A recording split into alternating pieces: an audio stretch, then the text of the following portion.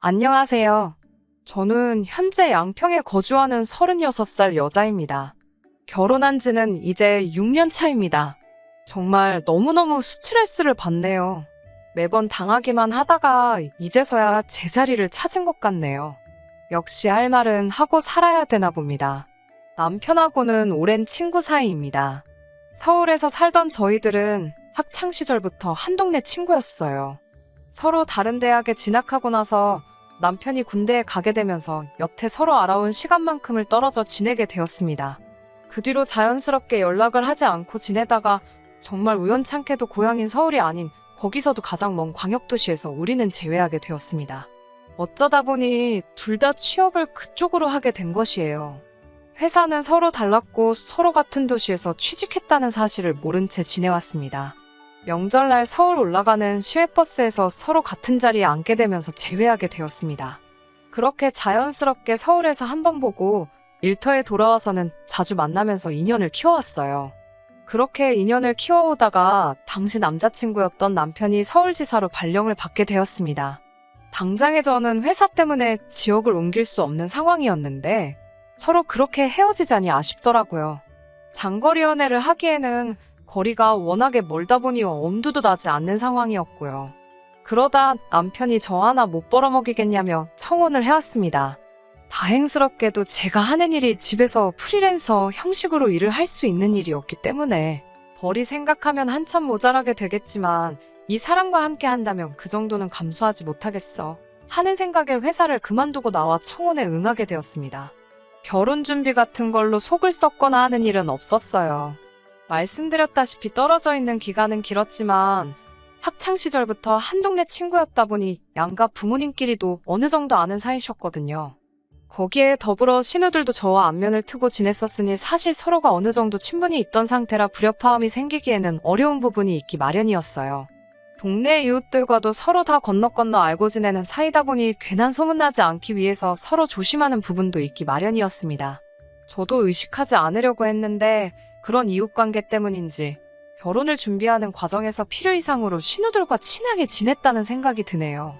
신혼집을 친정과 시가가 가까운 한 동네로 구해서 그런가 원치 않는데도 어린 신우들과 엮이는 일이 참 많았어요. 막내 신우는 시도 때도 없이 찾아왔어요. 저희 사는 곳에서 조금 떨어진 곳에 혼자 대학 생활을 하며 자취를 하는데 꼭 시가까지 가면 되는 걸 뭐가 그렇게 눈치가 보이는지 저희 집 냉장고를 그렇게 뒤져갔습니다. 냉장고 문 벌컥 열어서 새언니, 우리 엄마 반찬 조금 가지고 있지요? 하면서 이것저것 다 꺼내갑니다. 시어머니 반찬만 가져간다면야 아무 문제 없지만 가끔 생각도 안 하고 이것저것 가져가면서 제가 아껴둔 우리 엄마표 김치라든지 반찬 같은 것도 가져가요. 처음에는 혼자 자취생활하면서 얼마나 집밥이 고프겠어 하고 내두었더니 그 뒤로부터는 제 가방이나 옷에도 눈독을 들이더라고요. 뭐 때문에 빌려달라 학교에 입고 가보고 싶다 한두 번씩 조르듯이 부탁을 하더니 또 몇 번 빌려주고 나니 아주 제 것인 것 마냥 당연스럽게 가져가려고 하더라고요. 하루는 한 번 거절을 했더니 제가 집에 없는 날에 찾아와 남편 허락만 받고 쌩 가져갈 때도 있었습니다. 남편한테 제 허락도 없이 그걸 왜 빌려줬냐고 하니 하루 입고 들고 다닌다고 다른 것도 아닌데 뭐가 그리 문제냐며 자기 막내 동생 감싸기에 여념이 없더라고요. 남편이 남이 편이라는 게 실감이 나기는 했어요. 그래도 그때 저와 다툰 것 때문인지 그 뒤로는 저 없을 때 막내 신우가 뭐 빌려가겠다고 하면 꼭 제 허락을 받고 나서 가져가라고 해줘요. 그건 참 다행인 부분이지요. 그래도 막내 신우가 저한테 허락받은 척 몰래 한두 개씩 더 가져갈 때가 있는데 남편이 그 정도만 해주는 부분도 고마울 따름이니 별다른 이야기를 하고 있지 않습니다. 둘째 신우는 그나마 나은 편이에요. 적어도 제 물건은 탐내지 않아요. 남편하고 연년생 동생이고 그래서 저랑도 나이 1살 차이밖에 나지 않습니다. 제가 생일이 12월 달이니까 5월생인 자기하고는 사실 5개월 차이밖에 나지 않는다며 사실 따지고 보면 저랑은 동갑이라고 이야기합니다. 어차피 만 나이로 따지면 신우 말대로 5개월 차이밖에 나지 않는 건 사실이긴 하지만 학렬상 따지고 보면 제가 손윗사람이 맞는데 굳이 생일을 가지고 자기랑 동갑일 수도 있었네 하는 건 조금 아니라고 생각해요. 저는 1살이라도 더 어려 보이고 싶은데 신우는 나이 먹어 보이고 싶은 마음이 더 큰 건지 그렇게 어른스러운 척을 합니다. 하루는 집까지 찾아왔어요. 이 집 신우들은 예고도 없이 집에 찾아오는 게 당연하다고 생각하나 봐요. 저한테 시어머니 몸이 많이 허한 것 같다고 저보고 집이 먼 것도 아닌데 시댁에 자주 들러서 들여다보고 하랍니다. 오는 길에 홍삼이나 석류즙 같은 것도 좀 사오라고 하면서요. 신우에게는 남편과 효도는 대리효도 하지 않고 각자 자기 집에 알아서 잘하기로 했다는 말을 하니 저도 여자라서 알지 않냐고 저를 나무라더군요. 남자들이 워낙에 무심하니 오빠한테 말을 해도 아무것도 안 할 것 같아서 저한테 말하는 거라고 하네요. 하기 싫으면 싫다고 말하지 왜 자기 오빠 탓을 하냐는 듯이 이야기를 하는데 조금 그렇더라고요. 이렇게 서로 다른 방법으로 제 신경 거스르는 두 신우들은 공통점이 하나 있었습니다. 그건 바로 자기 오빠인 제 남편에 대한 자부심이 참 대단하다는 거였어요. 두 신우들은 하나같이 입을 맞추어서 세상에 자기 오빠 같은 사람이 어딨냐고 저보고 세상 최고로 복받은 여자라 하더군요. 오빠 덕에 지방에서 탈출해서 이제 서울 생활을 하고 있지 않느냐고 하면서요. 남편이 서울로 발령을 받으면서 저에게 청혼한 건 사실입니다. 하지만 저도 거기서 쌓아놓은 경력을 바탕으로 새로운 일을 시작했고 회사 다닐 때만큼은 못하더라도 부족하지 않게 벌고 있고 제 앞가림 정도는 스스로 하고 있는데 말이지요. 여기까지도 참아볼까 했는데 결혼 2년차가 되고부터는 신우들의 공세에도 모자라 시어머니까지 가세하기 시작했습니다. 아이는 언제 갖는 거냐며 매주 말마다 찾아오셔서 한약도 지어주시고 어디에 좋은 거다라며 음식도 챙겨주시고 그러셨어요. 당연히 감사해야 할 일이지만 사실 저랑 남편은 지금도 그렇지만 그 당시에도 계획이 없었거든요. 둘이서 커리어 놓치지 말고 행복하게 잘 살자는 주의였고 바싹 벌어서 40대 은퇴를 계획하는 파이어족이었습니다. 시가에서 남편이 유일한 아들이었기 때문에 그 사실을 알리기에 부담스러운 부분이 있었어요. 그래도 한동안은 계속 숨겨왔는데 이건 뭐 날이면 날마다 오셔서 아이 이야기를 하고 가시니 제가 받는 스트레스도 어마어마했죠. 이런 고민을 나눌 수 있는 게 남편이었으면 참 좋았겠지만 남편도 자기 누이들 아끼기도 하고 시어머니 같은 경우에는 아이 가질 생각 없다는 말 들으시면 어떻게 될지 모르니 최대한 조심하는 분위기더라고요. 저를 위해 무슨 말을 해줄 것 같지도 않고 그래서 이런 고민은 유일하게 저희 친정엄마만 알고 계셨어요. 그러다 친정엄마가 제게 제안을 하나 하셨습니다. 친정아버지 정년이 다가오는지라 은퇴 후에 텃밭에서 채소 가꾸면서 살 집을 양평에 하나 구해놓으셨는데 저희 보고 요양 목적으로 거기서 잠깐 살겠다고 하고 걱정 없이 지내는 게 어떻겠냐고 하시더라고요. 남편도 자기가 출퇴근길 조금 더 고생하겠다, 기차도 있고 해서 그렇게 어려울 건 없다고 긍정적인 반응을 보였고 저는 어차피 프리랜서로 집에서 일을 하고 있었으니 자택이 어디 있던 간에 크게 문제될 일은 없었습니다. 시댁 식구들에게도 남편의 개인적인 호기심으로 전원주택에서 살아보기로 했다고 잘 설득한 뒤 내려가게 되었습니다. 처음 3년간은 정말 좋았어요. 처음에 밤에 들리는 개구리 소리나 소똥 냄새 같은 게 어색했는데 의외로 장점이 많더라고요. 필요한 거 다 있고 텃밭에서 채소 가꾸는 건 물론 마당에서 불 피워놓고 바베큐도 해먹을 수 있었고요. 공기도 좋고 풀벌레가 많기는 했지만 또 의외로 파리나 모기 같은 건 없어서 참 지내기 좋았어요. 하지만 무엇보다 좋았던 건 시댁 식구들 관심에서 떨어져 살 수 있었다는 게 가장 좋은 일이었어요. 그러다 시댁 식구들하고 다시 엮이게 되는 일이 터지게 됩니다. 바로 재작년부터 시작된 코로나가 컸어요. 거리두기는 물론 강력한 방역수칙에 시댁 식구들 여름휴가 계획이 어그러져 버리면서 시작되었죠. 여름인데 어디 가봐야 밤10시면 전부 닫아버리니 누군들 그런 타이밍에 휴가를 가고 싶어 하겠어요? 그러다 생각난 게 저희 집이었나 봅니다. 저희가 살고 있는 집이라면 밤늦게까지 마당에서 바베큐를 하며 놀아도 아무도 뭐라고 하지 않을 테니까요. 별채가 또 따로 있기 때문에 인원 제한도 그 당시에 피하려면 얼마든지 피해갈 수 있었습니다. 처음에 저희 집에 놀러 왔을 때는 저희도 몇 년 만에 보는 시댁 식구들이었으니 아무리 제가 불편해서 떠났다고 한들 티를 안 내려 최선을 다해 대접해줬어요. 남편 식구들뿐만 아니라 시이모님부터 해서 명절을 방불케 할 정도로 온 식구가 다녀갔습니다. 예상했던 것보다 더 많은 인원이 와서 조금 당황스럽기도 했어요. 마당에 불 피워서 고기도 구워주고 잘 때도 불편하지 않게 각자 방 하나씩 차지해서 잘 수 있게 모든 방들을 다 열어줬지요. 간단하게 마실 맥주부터 각종 군것질거리 챙겨온 건 물론이고요. 아침에는 저희 차로 다 태워서 해장하라고 해장국도 먹여줬네요. 전부 다 저희 돈으로 해줬습니다. 시댁 식구들, 비록 저희가 초대한 건 아니지만 웬만한 휴양지 못지않게 신나게 즐기고 갔나 봐요. 돈 한 푼 쓰지 않고 이렇게 할 거다 하고 배불리 먹기까지 하는 휴양지가 어딨었겠어요. 다 놀고 돌아가는 길에도 저한테 수고했다는 사람 아무도 없더군요. 뒷정리해놓은 사람 아무도 없고 방에 쓰던 이불 개놓은 사람이라도 있으면 고마움까지 느껴질 정도였어요. 그래도 재밌게 즐기고 갔다니 남편 기가 사른 것 같아서 그걸로 퉁치기로 했습니다. 남편이 기뻐하는 걸 보니 그렇게 가끔이라도 보는 사이가 되면 참 좋았겠다는 생각이 들었어요. 괜히 나 때문에 남편이 가족하고 멀어졌나 싶기도 했는데 그날을 기점으로 코로나가 길어지게 되면서 오히려 서울 살 때보다 훨씬 자주 보게 되었습니다. 양평에 있는 저희 집으로 놀러 왔다면서 틈만 나면 찾아오더라고요. 그래도 시부모님 동행해서 신우들이 따라오면 그냥 효도하는 셈 치고 남편이 하루 정도 희생하는 셈 치고 하겠는데 언젠가부터는 자기들끼리 따로 오더라고요.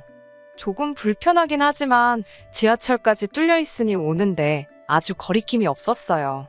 저희 집이 역에서 차로 15분에서 20분은 더 들어가야 있는 곳인데 연락도 없이 찾아와서는 역으로 데리러 오라고 성하더라고요.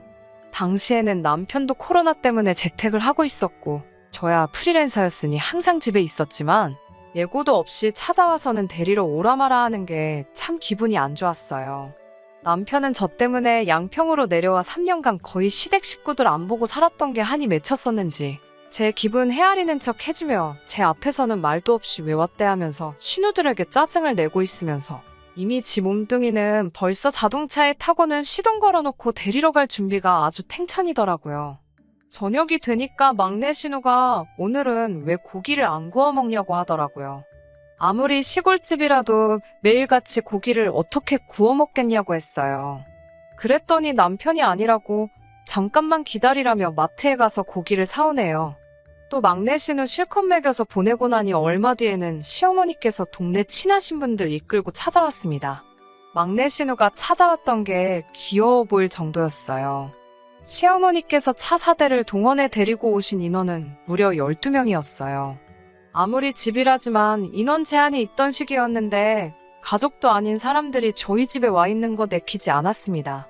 자기 어머니 체면 세워준다고 사온 걸 보니 저도 여기 이사와서 돈 아낀다고 삼겹살이랑 목살만 구워서 먹었는데 어디 이름도 생소한 구경도 한번 못 해본 특수부위부터 소고기까지 잔뜩 준비했더라고요.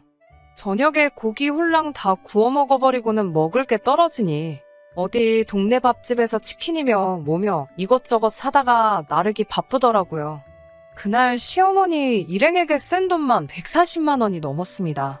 교대로 한 번씩 왔다 가기로 정한 건지 시어머니가 다녀오신 다음 주에는 둘째 신우가 오더라고요. 이번엔 남자친구랑 동행해서요.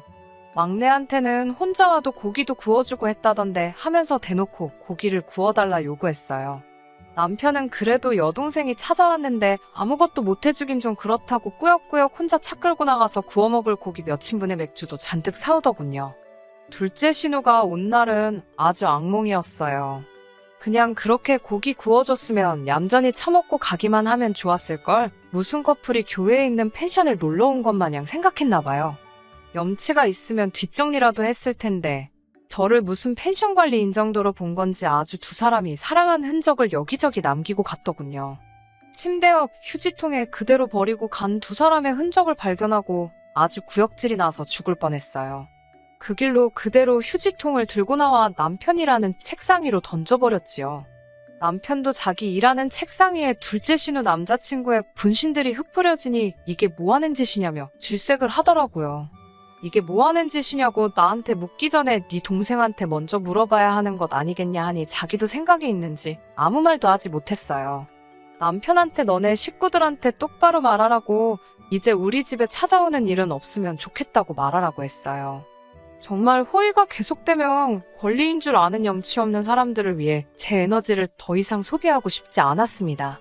그렇게 또 시댁 식구들하고 한 번 더 연을 끊고 살게 되는 줄 알았습니다. 1년이란 시간이 지났음에도 불구하고 상황은 나아지지 않았고 코로나가 장기화가 되면서 남편이 다니고 있던 회사에 결혼이 엄청 많이 생겼던 적이 있습니다. 급기야는 남편이 처음 취직했을 때 몸담았던 지방광역도시로 출근을 해야만 하게 되었어요. 2달 정도의 장기 출장이었고 회사에서는 직원용 오피스텔을 내어준다고 했습니다.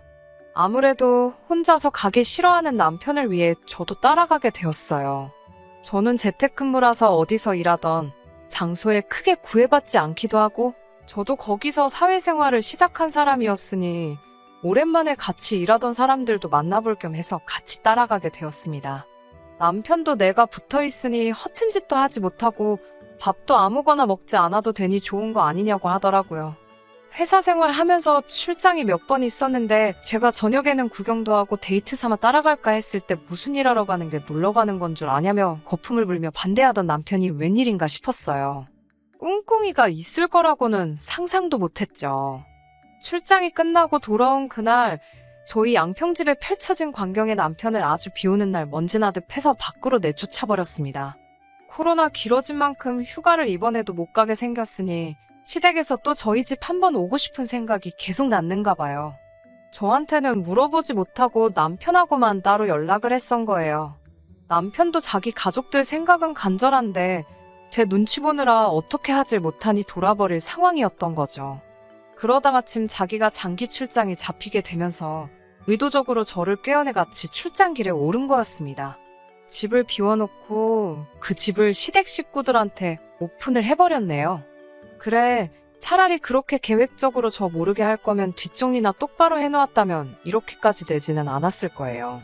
지들 집도 그 꼴로 해놓는지 아주 난장판을 해놓고 갔더라고요. 숯불 관리는 그래도 꼼꼼히 한 건지 다행히 집에 불이 나지는 않았더군요. 놀러와서 처먹은 음식물이며 방 안에 뒹굴고 있는 술병까지 아주 난리도 아니었어요. 아무리 염치 없는 사람들이라고 해도 남편이 저 몰래 집을 사용할 수 있게 해준 건데 이렇게 해놓은 걸 보고 나니 그때부터는 시댁 식구들이 저를 먹이려고 일부러 그랬다는 생각밖에 들지 않더라고요. 저도 이미 남편까지 내쫓아버린 마당에 가만히 있을 이유가 없었습니다. 집으로 근처에 있는 청소업체를 불러 시댁 식구의 손길이 닿지 않았던 곳까지 전부 싹 청소를 맡겼습니다. 사장님께는 안 깎아줘도 되니 견적 최대한 집어넣을 수 있는 거 다 집어넣어서 빼달라고 했어요.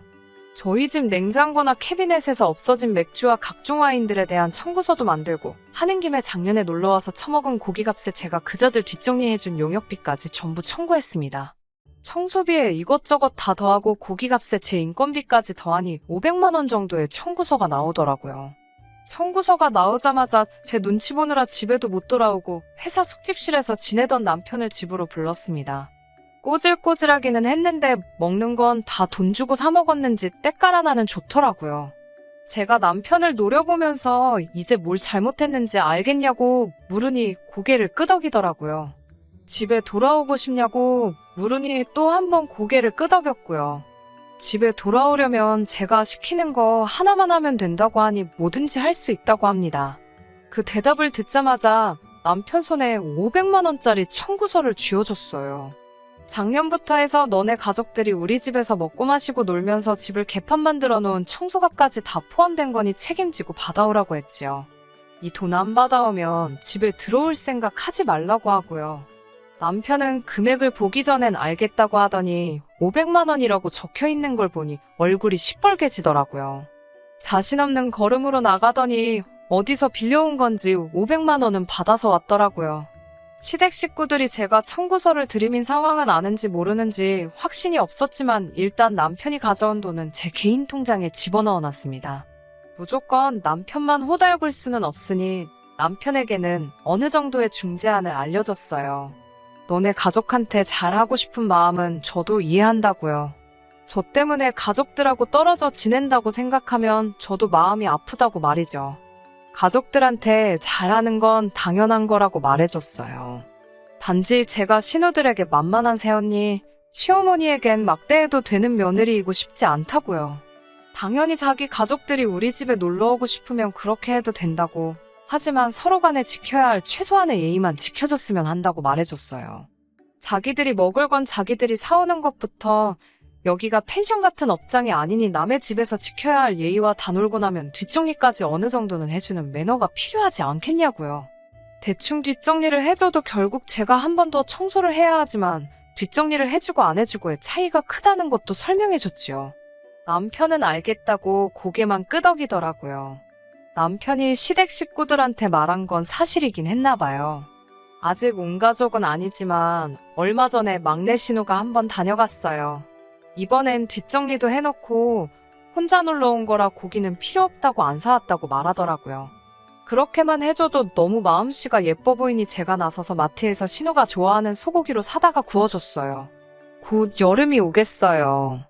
뉴스를 보니 이제 해외여행도 풀리는 것 같은데 저희 집으로 시댁 식구들이 올지 안 올지는 모르지네요. 만약에 온다고 해도 이번만큼은 적어도 이전처럼 저 한번 먹여보겠다고 행동하지는 않을 거라는 확신이 있습니다. 5년간 이렇게 한마디도 한 적이 없으니 제가 더 우습게 보였나 하는 생각도 들 때가 있어요. 이렇게 속 시원하게 저질러 놓고 나니 너무 후련하고 좋은데 왜 진작에 안 했는지 모르겠습니다. 저의 긴 이야기 끝까지 들어주셔서 정말 감사합니다. 끝까지 들어주셔서 감사합니다. 오늘의 사연은 여기까지입니다. 구독과 좋아요, 알람 설정 부탁드리고 더 좋은 사연으로 다시 찾아뵙겠습니다. 감사합니다.